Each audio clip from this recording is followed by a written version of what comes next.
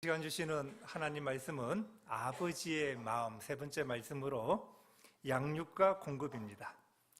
양육하시고 우리에게 공급하시는 아버지, 우리에게 생명을 주시고 여호와는 나의 목자시니 우리가 필요한 모든 것을 공급하시는 우리 하나님을 찬양합니다. 우리를 하나님의 아름다운 자녀 만들어서 하나님의 영광의 상속자의 삶을 살게 하시려고 여러분을 양육시키시고 훈련시키시는 하나님을 찬양합니다. 너는 내 아들이라. 오늘 내가 너를 낳았도다. 내게 구하라. 내가 이방 나라를 내 유업으로 주리니 내 소유가 땅끝까지 이르리로다 하신 하나님을 찬양합니다. 사랑하는 여러분, 기억해야 합니다. 아버지의 마음, 하나님의 마음. 교회는 아버지의 마음 가진 분들이 많이 있어야 합니다. 베드로가 주는 그리스도시요 살아계신 하나님이십니다. 하나님의 아들이십니다. 고백하지요. 이 반석 위에 이 믿음 위에 교회는 세워진 거예요. 자, 우리도 예수님 고백 4가지. 자, 크게 시작. 예수님은 나의 구주이십니다. 예수님은 나의 주인이십니다. 이 믿음 위에 우리 교회가 세워진 줄로 믿습니다. 주님이 내 교회를 세우리니 교회의 주인은 누구예요? 주님이에요. 주님이 인도하는 대로 우리는 따라가는 주님의 군사이고 음부의 권세가 이기지 못하리라. 여러분, 음부의 권세가 공격을 안 하는 것이 아니에요. 하나님의 아름다운 교회는 음부의 권세가 공격을 합니다. 그러나 여기에 예수 그리스도의 보혈의 은혜와 믿음과 능력이 있기 때문에 교회가 넉넉하게 이기는 줄로 믿습니다.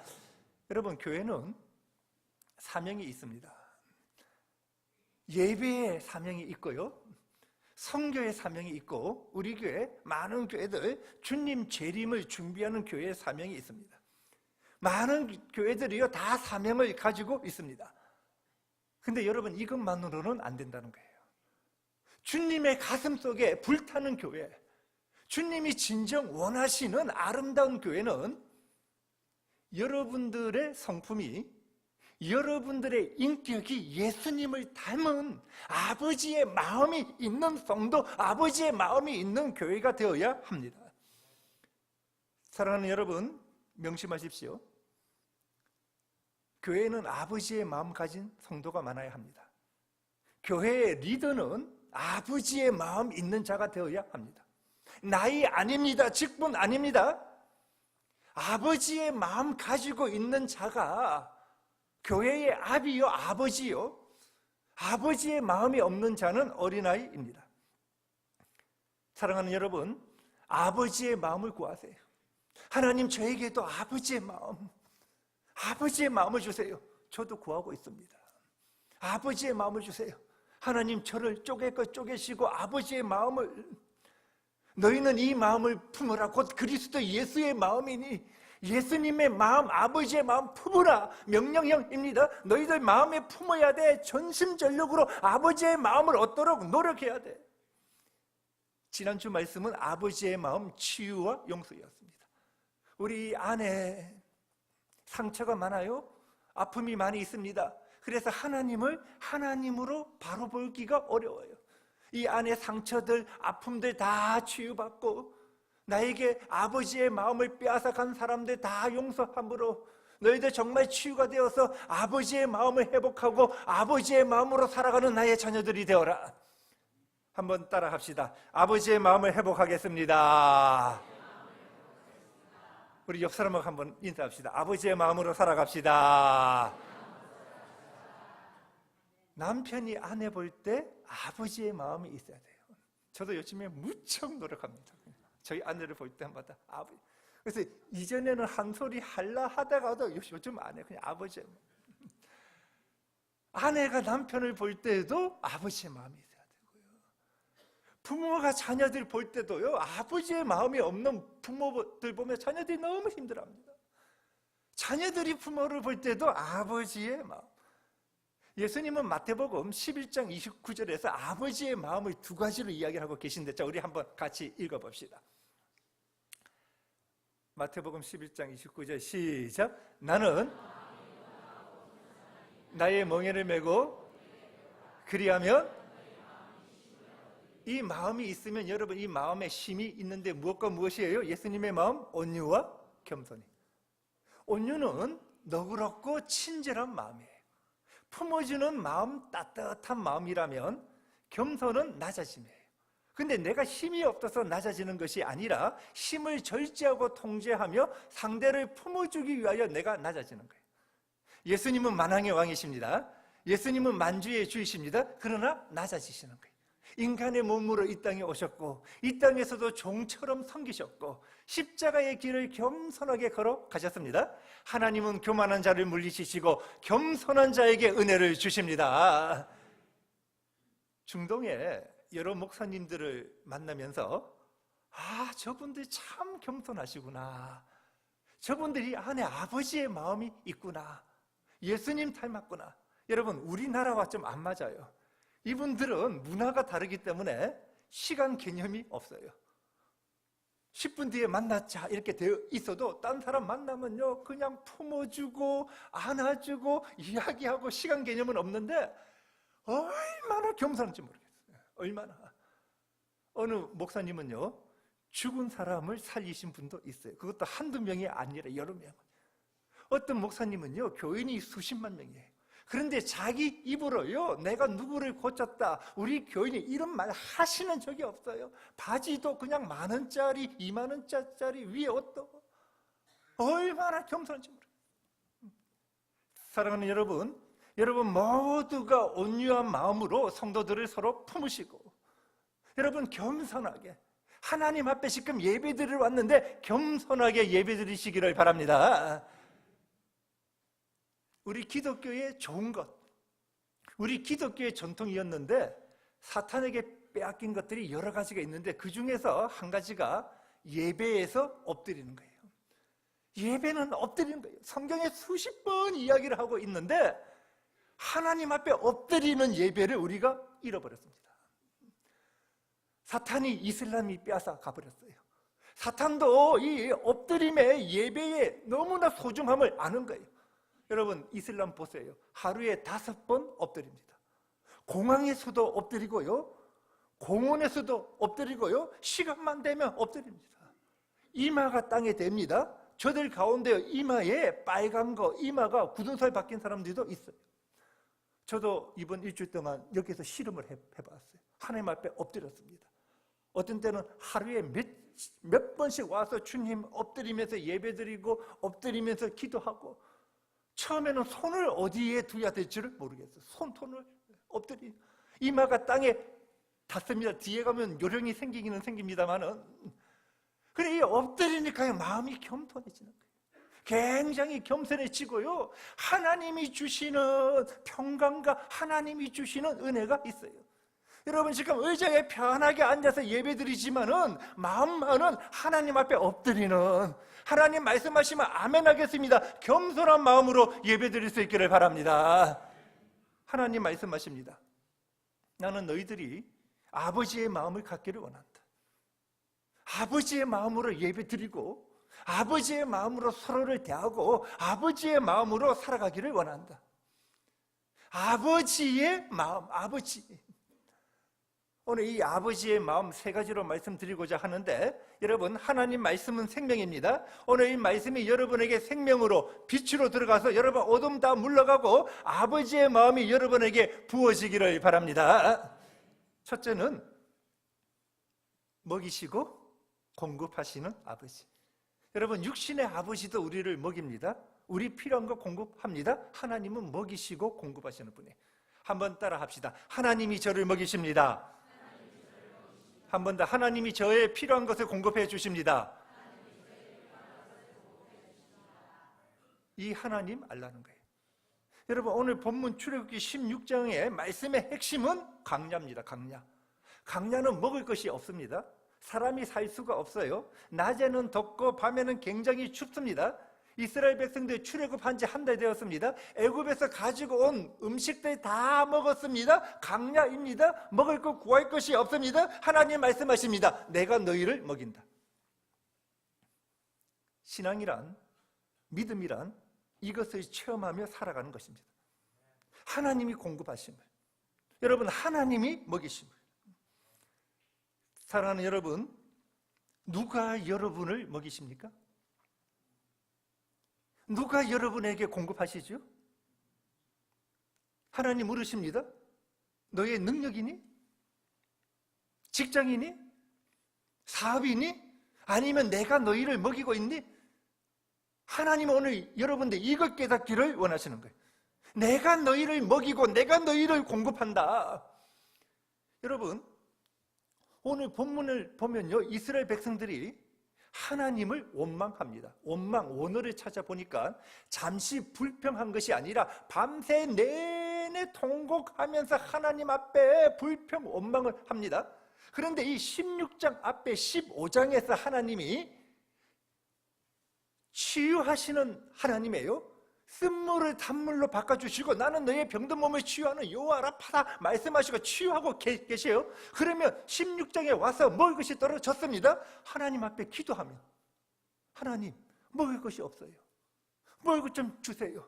여러분, 감사함으로 기도하면 얼마나 좋을 것 같아요. 그러나 15장에서 그렇게 치유해 주셔도요, 16장에 들어오니까 또다시 이스라엘 백성이 하나님을 원망하는 거예요. 근데 하나님이 좀 이상하세요. 자, 16장 12절 말씀 한번 같이, 자, 크게 시작. 내가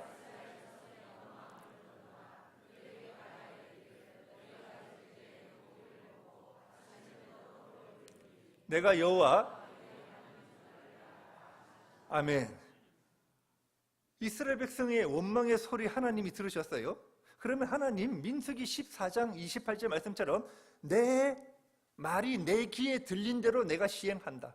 원망하면 하나님 치셔도 괜찮은데 하나님 하시는 말씀이 내가 고기로 너희를 먹여주고 아침에는 떡으로 너희를 배부르게 하리라. 원망하는데 나는 먹이는 아버지다. 나는 공급하는 아버지다. 이거 알아다. 예수님도 참새 한 마리도 그냥 땅에 떨어지지 아니한다고 말씀하셨습니다. 하물며 사랑하는 내 자녀들 너희. 여러분, 강야예요. 강야는 살아갈 수 없습니다. 최악의 환경입니다. 내가 너희를 먹이고 내가 너희를 공급하는 하나님임을 너희는 알게 되리라. 내가 너희를 먹인다.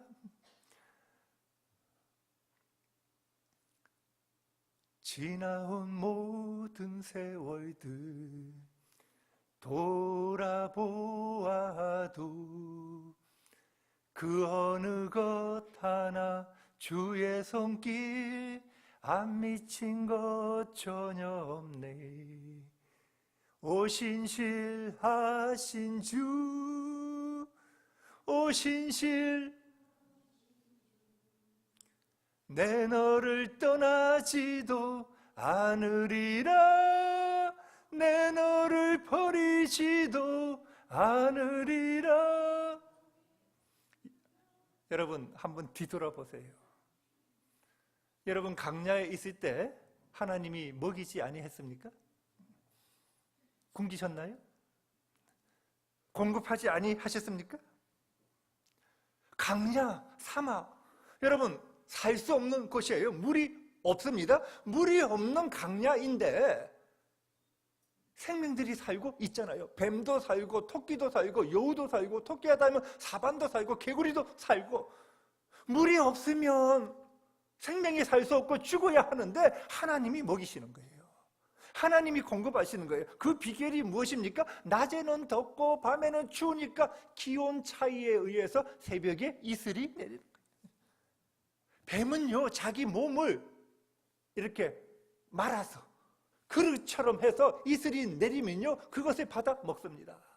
여우는 바위에 내린 이슬을 핥아 먹고 살고, 개구리는 자기 눈과 등에요, 이슬이 내리면 앞다리로 그것을 훔쳐서 먹고, 풍뎅이는요, 이슬이 내리면요, 등에 내리면 몸을 숙여서 이슬이 흘러내려서 받아 먹고 산다고 합니다. 내가 뱀도 먹이고 토끼도 먹이는데 하물며 하나님 말씀하십니다. 내 조상들 알지 못하던 만나를 내가 하늘에서 내려서 강야에서 다 먹였다. 날마다 40년을 날마다. 여러분 열왕기상 17장을 보세요. 엘리야가 아방에게 내 말이 있기 전에는 다시 비가 오지 아니합니다. 3년 동안 비가 안 옵니다. 하나님이 그를 그리 시냇가로 데리고 가시고 까마귀를 통해서 아침에도 고기와 떡을 보내주시고 저녁에도 성경에 이렇게 되어 있어요. 고기와 떡을 까마귀를 통해서 보내주셨고 물이 마릅니다. 시돈 가부에게 보내주셔서 떡을 먹이셨고 19장을 보면요 로뎀나무 안에서 기진맥진하니까 천사들을 보내서 떡과 물을 공급해 주십니다. 하나님이 먹이시고 하나님이 공급하시는 것을 여러분 체험하며 살아갈 수 있기를 바랍니다. 두 번째, 하나님은 공급하시는 뿐만 아니라 양육, 훈련시키시는 아버지이십니다. 한번 따라 합시다. 하나님이 저를 훈련시키십니다. 한 번 더, 저는 훈련 잘 받겠습니다. 하나님은 여러분을 훈련시켜서 짹짹거리는 참새가 아니라 삐약삐약하는 뿅아리가 아니라 독수리, 자기만의 열린 하늘이 있는 독수리로 살아가기를 원하십니다. 여러분 믿음의 독수리가 되어야 합니다. 고난과 폭풍우가 오면요 닭은 담벼락이나 지붕 밑에 가서 자기 이 얼굴을요 날개 밑에 숨겨 넣어버리고 나 없다 하면서 무서워서 떱니다. 숨습니다. 독수리는요 폭풍우가 오면요 올라가 버립니다. 바람을 타고요 구름 위로 올라가 버립니다. 바람을 탑니다. 상승 기류를 탑니다. 처음에 날개짓은 한 번, 두 번 하고 난 다음에 상승 기류를 탑니다. 그래서 독수리는 공중에 2시간, 3시간 떠 있을 수가 있습니다. 우리 성도들 고난이 오면 짹짹거리는 참새처럼 낙심, 원망, 불평하는 자가 아니라 독수리처럼 그 문제를 성령의 바람을 타고 정면 돌파하시기를 바랍니다. 그 문제를 돌파하여 올라가는 인생 되시기를 바랍니다. 사랑하는 여러분, 성령의 바람을 타십시오. 성령의 바람을 타면 기적이 일어납니다. 여러분 훈련받아서 독수리가 되어서 믿음과 소망이라는 두 날개로 창공을 다스리는 그런 성도들이 되시기를 바랍니다. 하나님이 이것에 참 재미있게 말씀을 하시는 거예요. 신명기를 보면 자 신명기 32장 10절 말씀 같이 한번 읽어봅시다. 시작. 여호와께서 호위하시며 아멘. 여기서 항무지는 애굽을 말하고 강야는 강야 40년을 말하는데 만나시고 호위하시고 보호하셨다. 이 만나시다는 말은 이스라엘 백성이 찾아왔다는 것이 아니라 하나님이 찾아가셔서 만나시고 호위하시고 하나님이 둘러서 저들을 진쳐주셨고 하나님이 눈동자처럼 보호하십니다. 돌봐주셨습니다. 그런데 이것을 11절에서는요 독수리로 비유를 하시는 거예요. 독수리로 비유를 하시면서 나는 너희를 이렇게 양육하고 훈련시킨다는 거예요. 자 11절도 같이 시작. 마치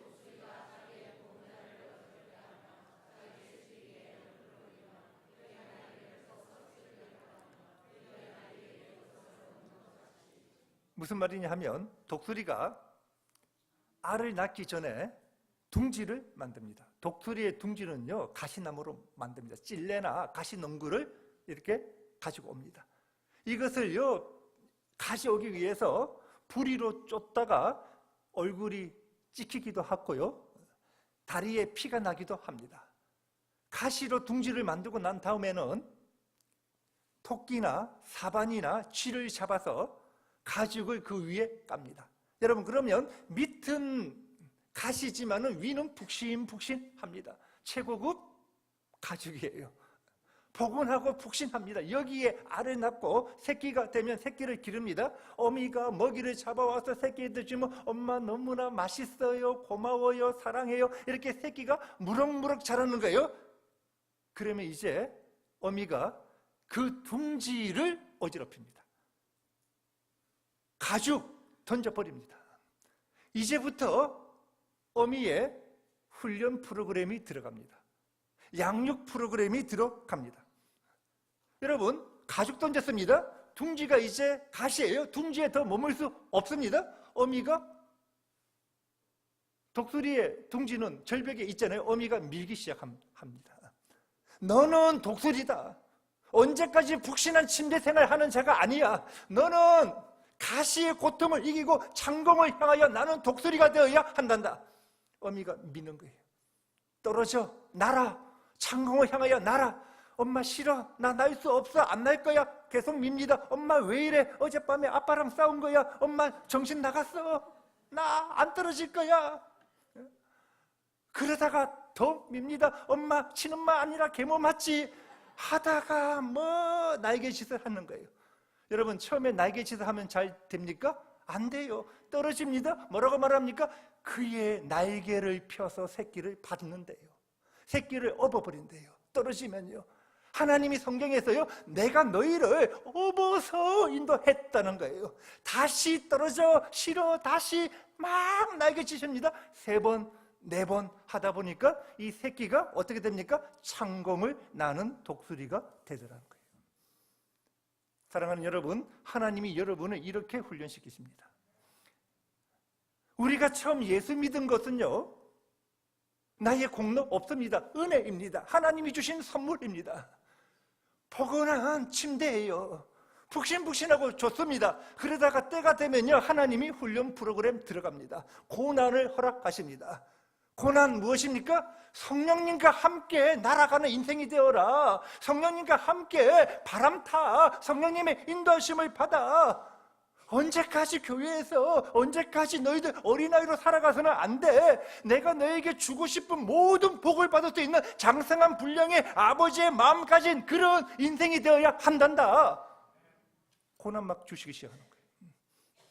고난 주는 거예요. 마더 테레사 수녀는 이렇게 말합니다. 고통은 성장의 법칙이요, 우리의 인격은 이 세계의 폭풍우와 긴장 속에서 만들어진다. 언제까지 부모의 기도로 살아갈래? 언제까지 순장의 기도로만 살아갈래? 언제까지 교회에서 말씀 꾸르기 되어질래? 너 스스로 이제 일어나. 훈련 시작하는 거예요.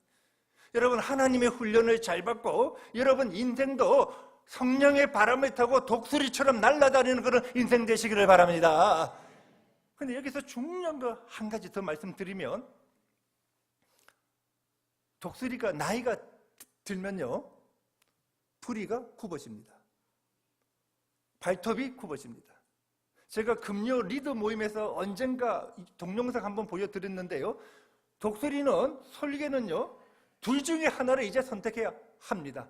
굽어진 채로 사냥 못하다가 인생 끝날래? 아니면 재활의 훈련을 받을래? 독수리 재활합니다. 아무도 없는 곳에 혼자 날아갑니다. 바위에 몇 달을 금식합니다. 굶어요. 그리고는 부리를 가지고요, 바위를 칩니다. 여러분, 그 고통 한번 생각해 봅니까? 자기 부리가 부서지도록 계속 칩니다. 이 부리가 쪼개집니다. 끼어집니다. 완전히 부서질 때까지 치는 거예요. 여러분, 상상할 수 있습니까? 몇 달을 굶으면서 그렇게 부리가 부서지면요, 이 부리에서부터요, 새 부리가, 맛있는 부리가 다시 나옵니다. 그러면 그 부리를 가지고요, 다리를 다시 쪼읍니다. 발톱을 쪼읍니다. 우리 손톱에 가시만 하나 들어가도 아픈데 이것을 쪼읍니다. 다 뽑아내도록 쪼읍니다. 그리고 또 기다립니다. 그러면 이 다리에 맛있는 발톱이 다시 자라는 거예요. 우리가 신앙생활 하다 보면요, 처음에 이 믿음이 굽어지고 또 굽어지고, 처음에 소망이 굽어져서요, 쓸 수가 없었어요.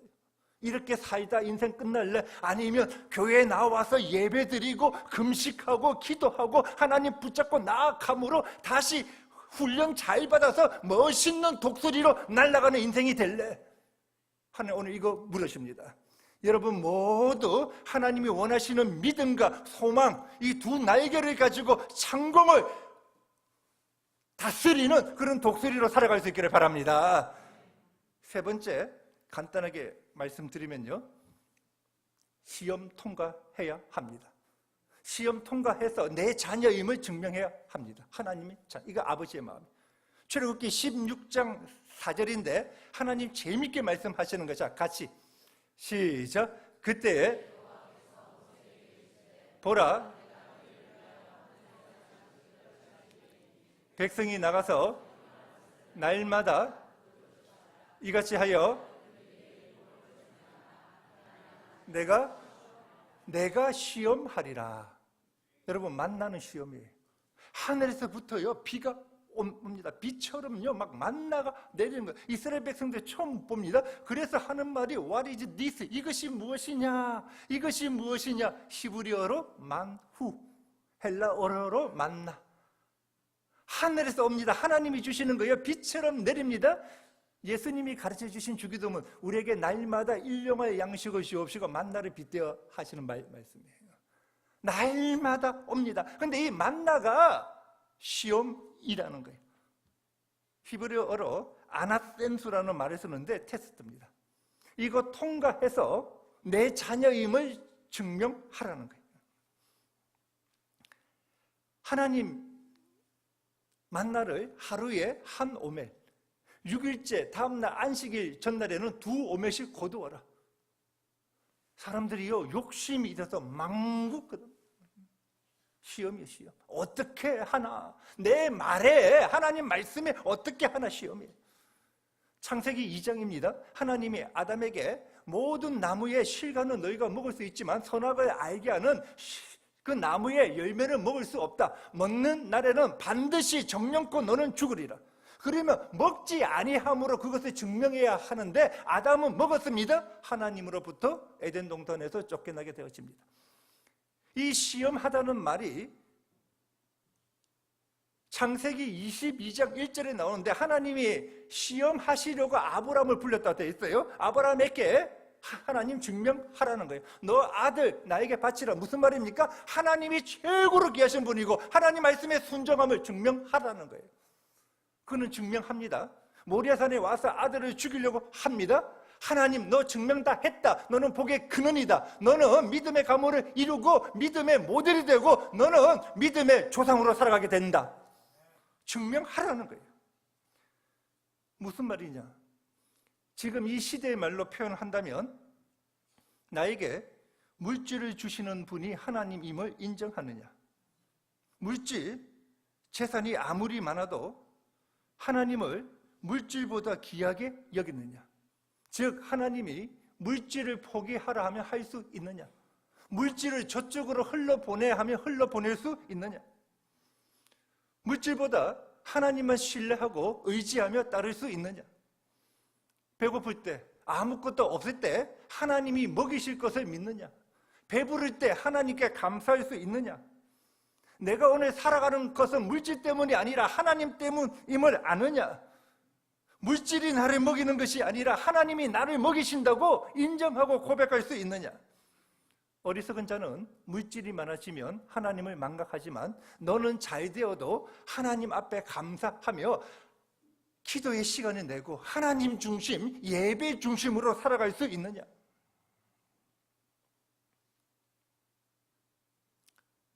사랑하는 여러분, 하나님이 여러분에게 물으십니다. 너희들이 든든하게 생각하는 것이 무엇이냐? 무엇을 든든하게 생각해? 재산이니? 직업이니? 정년 보장이니? 건강이니? 아니면 내가 너희와 함께 하기 때문에 든든하니? 너희들 걱정하고 염려하는데 걱정하는 그것이 무엇이냐? 건강?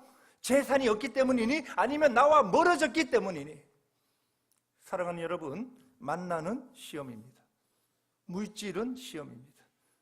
먹이시고 공급하시는 하나님 인정하고 하나님 말씀에 순종하나 순종하지 아니하냐 시험입니다. 이것을 우리가 통과해서 삶으로 증명해야 합니다.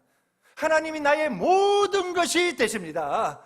나의 모든 것보다 이 모든 것을 주시는 하나님을 내가 존중합니다. 하나님을 인정합니다. 하나님께 초점 맞추고 감사하며 하나님 중심으로 살아가겠습니다. 여러분, 믿음의 삶으로 증명하시며 살아가시기를 바랍니다. 말씀을 맺겠습니다. 아버지의 마음, 양육과 공급. 미국 시카고에 가면요, 윌로우 크릭이라는 굉장히 아름다운 교회가 있어요. 교회도 크지만 앞에 잔디가 쫙 깔렸고 엄청난 큰 호수도 있고요, 주차장도 어마어마해요. 이게 목회하시는 분이 빌 하이베스 목사님, 우리나라도 여러 번 오신 분인데요, 이분 이런 말을 합니다. 나는 균형 잡힌 교회가 건강한 교회인 줄 알았다. 그러나 하나님을 알아갈수록 아버지의 마음이 있는 교회가 건강한 교회임을 알게 되었다.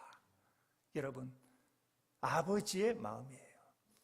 교회는 아버지의 마음을 가진 성도들이 많이 있어야 합니다. 하나님 아버지의 마음, 먹이시고 공급하시고 훈련시키시고 양육시키셔서 복의 근원으로 살아라, 나의 모든 것을 누리는 인생이 되어라 하는 아버지의 마음.